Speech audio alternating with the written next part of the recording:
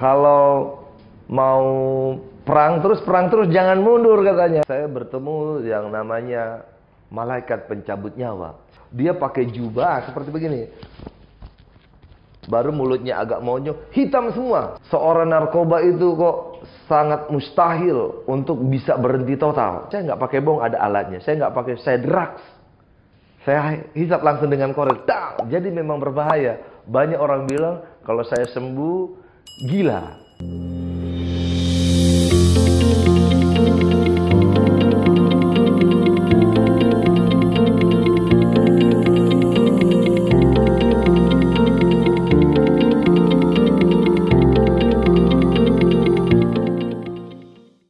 Nama saya, kalau nama aslinya Angkasoni Kansil, ya kan? Asalnya dari Sulawesi Utara.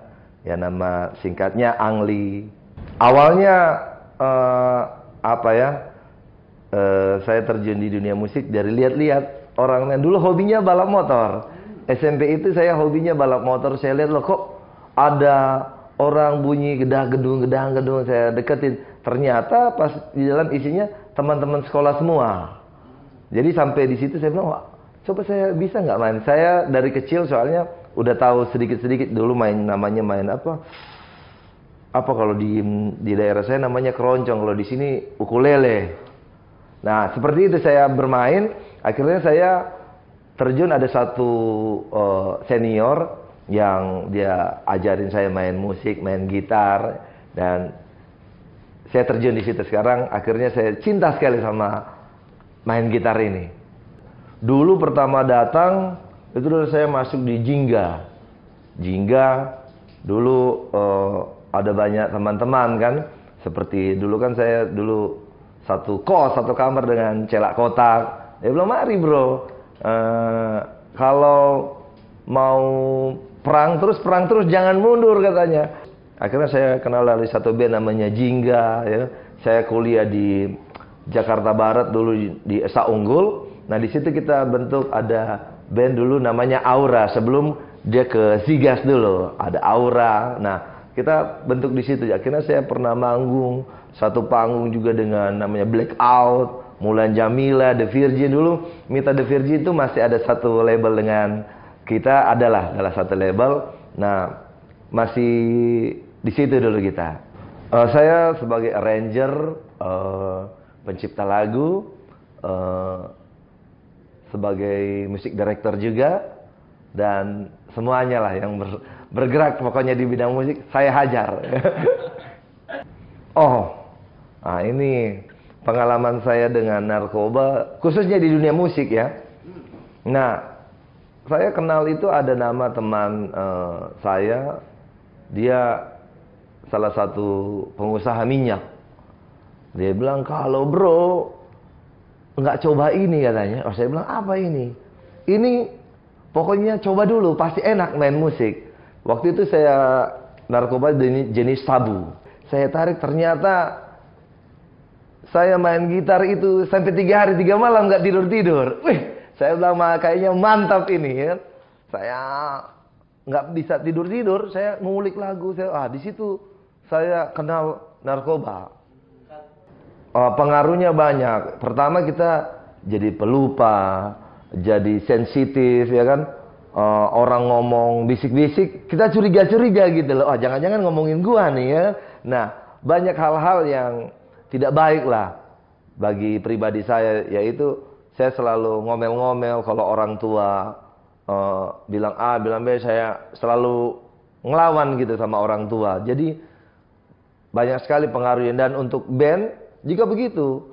Kalau band dia mulai pengaruhnya apa? Malas latihan, ya. Dia maunya santai-santai aja, ya kan.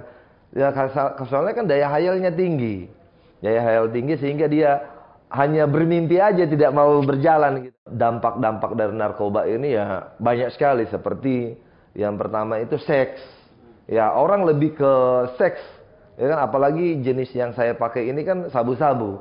Kalau kita memang benar-benar enggak cepat, enggak cepat berubah, enggak cepat menguasai diri kita, jadi memang bahaya sekali sama band itu. Memang banyak sih Anak-anak band juga sangat disayangkan. Efek sampingnya sangat luar biasa. Bisa berantem teman dengan teman, cemburuan, ya kan? Pacar duduk di samping, ini jangan-jangan dia udah selingkuh dengan saya ini ya. Seperti itu. Tidak melakukan seks, tapi ada gairah seks. Akhirnya orang yang pakai sabu ini semua dia bisa goda. Entah di dunia maya, entah di dunia sosmed, entah di dunia apapun, dia bisa menggoda, ya kan? Makanya kalau di dunia narkoba sabu ini ada banyak pengertiannya begini. Kalau orang bilang sabu artinya sahabat bubar. Sabu itu bisa bikin cerai juga, karena banyak hal-hal yang terjadi perceraian juga gara-gara narkoba ini, ya. Ada malah yang saya dengar, maaf kata, banyak orang bisa pergi ke salah satu ke tempat-tempat bandar begitu, ditinggalin istrinya, ya. Cuma gara-gara supaya dia mendapatkan jenis narkoba ini. Banyaklah yang aneh-aneh. Saya pernah hanya coba-coba ya. Saya pernah coba ganja, saya pernah coba putau, saya pernah coba ekstasi. Jadi kalau ke diskotik saya harus on, dugem, ya kan, geleng-geleng, anggo-anggo, ya kan. Nah, seperti itu. Kalau sabu ini saya bukan pemakai yang malam minggu. Ada orang pemakai sabu malam minggu doang kan. Malam minggu ketemu teman. Kalau saya nggak bangun tidur, saya harus pakai. Setelah pakai, ini kan, makan, pakai lagi, ya. Siang pakai lagi, mau tidur pun, saya kalau pakai sabu saya tidur. Ada orang nggak tidur-tidur. Kalau dulu pertama saya nggak tidur, tapi lama-lama kebiasaan. Loh, sabu aja kadang-kadang saya nggak pakai bong, ada alatnya. Saya nggak pakai, saya drugs. Saya hisap langsung dengan korek. Jadi memang berbahaya. Banyak orang bilang kalau saya sembuh gila. Tapi ya puji Tuhan masih diberi kesempatan. Tergantung daerahnya. Kalau untuk orang pemakai sabu ini tergantung daerahnya. Kalau dia di daerahnya kota, ya kan, kota itu kan daerah dunia malam untuk se-Indonesia, ya kan. Kalau di Mangga Besar itu, nah harganya juga berbeda, bisa sampai 2 juta, 1.800.000. Standar 1 gram itu sampai 1.400.000, 1.300.000. Ya saya kan manggung, saya bikin lagu. Setelah saya dapat uang dari situ, saya beli, saya bikin. Saya nggak beli cuma 1 gram, saya beli 10 buat stok, begitu. Ya.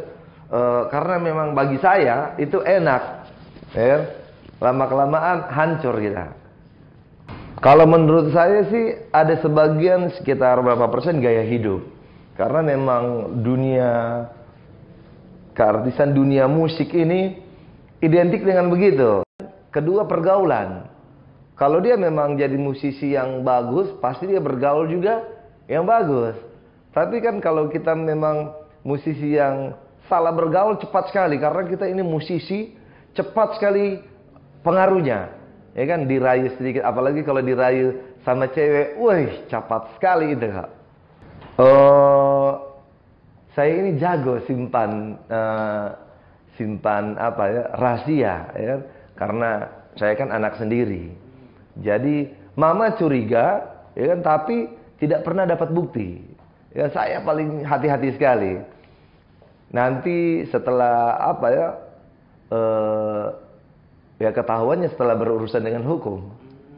Itu waktu itu pada saat mau ulang tahun. Jadi ada salah satu di diskotik di Mangga Besar. Kita mau adakan pesta di situ, ya. Tapi siang-siang saya bilang sama teman saya, bagaimana nih? Teman saya bilang, udahlah, kita pakai aja.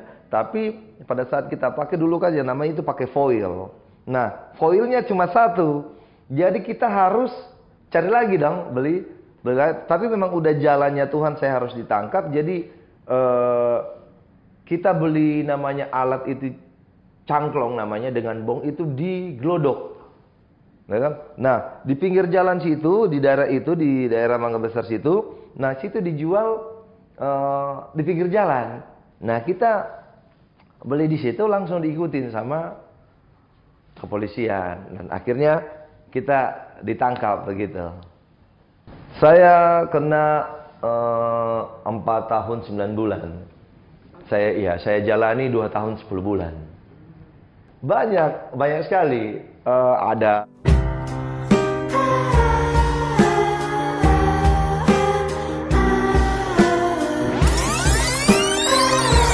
banyak lah. Waktu saya masuk, wah, teman-teman udah bilang langsung ini, selamat datang, kami butuh gitaris memang. Aduh, saya bilang, wah, ini kok, padahal saya lagi sedih gitu. Dia selamat datang pokoknya. Kami butuh gitaris, ternyata datang juga katanya gitaris. Ada. Iya, waktu itu, waktu lagu-lagu itu banyak lagu-lagu yang di dalam penjara itu ya seperti berjudul-judulnya kayak Dikeong Lagi, ya kan. Ada beberapa yang jadi begini. Ketika kita keluar, saya merekrut ini teman-teman yang ada di dalam penjara, musisi-musisi, ya kan. Mereka saya ajak untuk bikin satu demo dan akhirnya ada satu demo itu dulu kami bikin buat Bapak Presiden, ya kan. Judulnya bersama Pak Jokowi dengan Desa Lemba Band waktu itu. Dari diri sendiri, karena ini penting sekali mungkin bagi orang narkoba untuk belajar untuk ngambil keputusan sendiri, karena seorang narkoba itu kok sangat mustahil untuk bisa berhenti total. Sangat mustahil sekali kalau dia bisa berhenti total. Kenapa? Karena ibarat kata begini, saya kasih contoh. Saya misalkan suka pisang. Tiba-tiba saya pergi ke salah satu kota, terus saya nggak ketemu dengan namanya pisang itu, buah pisang itu. Tapi ketika saya ketemu, wah, kayaknya saya harus makan. Nah, begitu juga orang yang narkoba untuk mengambil keputusan. Saya dari pribadi sendiri, terus saya tinggalkan teman-teman. Saya mau dia artis besar, bagaimana kek kalau panggil nongkrong, saya bilang, maaf, saya sibuk. Walaupun saya nggak sibuk, akhirnya saya bilang, saya sibuk. Karena kalau sudah begini, karena pergaulannya juga, kita harus betul-betul ambil keputusan. Nah, itu yang saya pacu, ya kan? Dan kedua, yang pertama-tama sih sebenarnya bukan yang kedua, yang pertama-tama berdoa sama Tuhan. Saya berdoa itu sama Tuhan, saya cuma bilang begini, Tuhan tolong saya nggak sanggup. Nah, ini bisa menjadi tips untuk orang-orang yang sudah tidak bisa, kayaknya sulit berhenti. Saya kasih tips, berdoa aja sama Tuhan, ya kan? Mau dia agama apapun, berdoa aja sama Tuhan. Tuhan, saya nggak sanggup, tolong saya, itu aja. Pasti Tuhan tolong. Nah, pesan saya kalau buat teman-teman yang sudah terlanjur narkoba ya cepat ambil keputusan, karena ya kan efek sampingnya merugikan orang tua, atau kalau dia sudah beristri merugikan istri, suami, ya kan, anak, ya kan, diterlantarkan ya. Tapi memang jalan satu-satunya, ini pengalaman saya ya, rehab tidak menyembuhkan, rehabilitas tidak menyembuhkan. Yang menyembuhkan cuma satu, Tuhan. Jadi orang narkoba ini cuma satu aja yang bisa dia sembuh. Kalau dia misalkan agama Islam, dia pergilah ke Tuhannya. Dia mau misalkan ke agama manapun, mau Buddha, Hindu, Kristen, Katolik, kembalilah. Pasti ada jalan yang diberikan. Karena di luar Tuhan, ini orang narkoba ini saya sudah rasa sendiri. Di luar Tuhan tidak bisa berhenti. Seperti itu. Jadi tips untuk teman-teman narkoba. Dan juga jangan pernah merasa diri kita karena begini, orang narkoba ini yang pertama cepat putus asa, cepat tersinggung, cepat itu ya, cepat merajuk begitu, ngambek-ngambekan, ya kan. Nah, 3 hal itu yang kita harus perhatikan. Nah, mulai melangkah. Karena dari diri sendiri nggak bisa, kalau memang mau berhenti aja, nggak ada kan. Ada orang bilang begini, berhenti sedikit hari ini sedikit, nggak bisa, itu nggak menyembuhkan, ya kan. Makanya saya bilang rehabilitas tidak bisa menyembuhkan. Yang bisa menyembuhkan total ya pribadi, rehabilitas bisa menyembuhkan mungkin ya 50%, tapi 50%-nya dari kita. Nah, saya punya pengalaman begini. Waktu saya di dalam itu, saya bertemu yang namanya malaikat pencabut nyawa. Siang-siang, dia pakai jubah seperti begini. Baru mulutnya agak monyong, hitam semua. Saya pikir orang Nigeria atau orang Irian kan. Saya bilang, wah, ini kok ada orang, dia pakai jubah hitam, ya. Dia begini, Nah, saya ketemu siang-siang, saya bilang kok ada orang pakai jubah di dalam penjara. Saya jalan aja terus. Saya pas lihat belakang hilang. Seketika saya duduk, saya nggak bernafas, nggak bisa bernafas. Saya bilang saya mau mati. Saya bilang tolong, kenapa saya apa? Enggak. Saya bernafas, saya nggak bisa tarik nafas. Orang bilang Angli pasti mati. Nah, saya sudah pernah bertemu dengan malaikat pencabut nyawa. Nah, sampai di rumah sakit, dokter periksa. Nggak ada sakit apa-apa katanya. Wah, berarti saya jangan-jangan yang tadi itu mau dicabut kali nyawa saya. Saya sudah bertemu dengan malaikat pencabut nyawa di dalam penjara. Karena itu kan waktu itu posisi lagi kencang lagi kan, lagi pakai. Jadi di dalam penjara itu saya lihat ada malaikat pencabut nyawa. Nah itu hebatnya orang-orang narkoba lah. Ya kan kita suruh besuk teman kayak gitu. Kita umpetin di mana gitu. Jadi pokoknya semuanya luar biasa, kita akalnya bisa. Nah, orang narkoba ini jangankan itu, kita bisa suruh orang lempar dari luar botol. Atau bagaimana lah segala macam. Lempar itu botol. Baru apa? Jangankan itu, semuanya kita bisa seludupkan. Ya kan kita suruh besuk. Kalau penjaga kalah mata, kalah cepat, ya kan? Nah, kalau kita ketahuan ya sel tikus. Nah, seperti itu. Dan ada lagi satu menarik yang ketika saya di dalam penjara itu, saya dengar suara Tuhan. Itu yang membuat saya bisa berbalik dan untuk berubah. Saya menjauhi dari yang namanya narkoba ini. Saya memang dengar sekali itu suara Tuhan. Bukan di dalam mimpi, bukan dalam apa. Waktu saya sakit, saya malam-malam jam 2, ada suara Tuhan cuma bilang begini, nggak bilang kata-kata lain. Angli baca firman, cuma begitu doang. Saya kaget, saya bilang apa ini? Saya bingung. Nah di situ saya bilang, wah ini Tuhan mau tolong kayaknya saya. Tapi nggak begitu. Padahal begini nih, saya sudah bertemu dengan malaikat maut, saya sudah mendengar dengan yang namanya suara Tuhan. Tapi nggak bisa berhenti juga. Tetap kalau ketemu dengan orang ditawarin, Angli mau nggak? Pertama, oh nggak, lihat kanan kiri dulu. Wah, pada saat nggak ada orang ya kita pakai juga. Jadi memang sangat sulit sekali untuk orang narkoba kalau bukan dari dirinya sendiri ya. Tuhan memang mau tolong, tapi kalau kita pun nggak pernah mau menolong diri kita juga sendiri ya susah ya kan. Nah pesan-pesan saya sih begini kepada orang tua juga, orang tua yang korban, yang pernah anaknya mungkin yang pecandu, jangan pernah jauhin. Jangan pernah sekali-sekali jauhin. Kadang-kadang orang tua kan, udahlah, saya udah nggak sanggup dengan anak saya mendingan pergi aja ke keluarga. Ya kan karena orang narkoba kan ini sensitif, dia bisa ngamuk, dia bisa merontak. Sebenarnya dia itu punya kerinduan untuk supaya orang tuanya jaga terus, ya kan? Keluarganya jaga terus. Jangan sampai kita ini yang pecandu jadi putus asa. Akhirnya bisa ngambil jalan pintas, bunuh diri dia mau nyopet, dia mau dan segala macam. Nah, itu tergantung dari gimana dengan keluarganya. Kalau keluarganya menjauhin, dia semakin terpuruk. Soalnya dia kan di dunia ada dua dunia dia ya. Dunia di alam bawah sadar dan dunia sadar. Jadi memang harus keluarga yang harus dukung atau teman atau apa. Jadi jangan pernah musuhin kalau kelihatan ada orang narkoba terus kita bilang jangan bergaul dengan dia. Bergaul tapi kita tarik dia pelan-pelan. Nah, tipsnya seperti itu. Pesan-pesan saya juga untuk kepada orang-orang yang pecandu, ayo dong ambil keputusan. Orang tua juga sayanglah sama orang tua ya kan. Sayang sama orang tua yang sudah biayain kita, kasih hidup kita ya kan. Masa kita nggak ada sayangnya sih sama orang tua ya kan?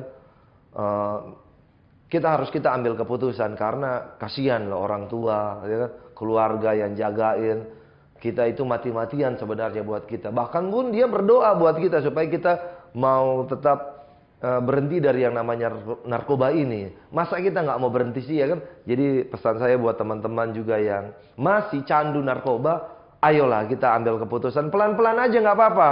Tapi sudah berani ngambil keputusan bahwa kalau saya udah ada niat, saya mau berhenti. Ya kalau kita mau berhenti, ya stop bergaul dengan yang itu ya. Matikan handphone ya. Kalau boleh matikan handphone. Jangan ada komunikasi selama 2 bulan, 3 bulan. Itu aja sih sepertinya. Itu bisa menjadi tips buat orang-orang yang pemakai narkoba, ya kan? Stop komunikasi dulu selama 3 bulan. Itu bisa jadi ya kan 3 bulan supaya bisa berdoa juga, ya kan? Bisa berdoa, bisa gabung dengan keluarga. Sayanglah sama orang tua, apalagi kan orang tua udah mati-matian buat kita, ya. Terus masa kita masih narkop aja, ya. Ini udah 2021 kali, ya. Udah gak zaman, ya, bener gak? 2021 udah narkoba mentan jadul, ya kan? Kita harus 2021 apa yang kita harus bikin, ya kan? Supaya bisa berguna juga bagi bangsa dan negara, ya kan? Mungkin siapa tahu yang narkoba itu dulunya apa? Mungkin dia bisa jadi presiden gara-gara sudah jadi narkoba, makanya musuhnya negara itu narkoba dan teroris, ya. Itu sangat sangat rawan sekali, ya kan? Negara siapa tahu soalnya dia orang-orang pintar ini kalau sudah kena narkoba jadi hilang kepintarannya, ya kan? Siapa tahu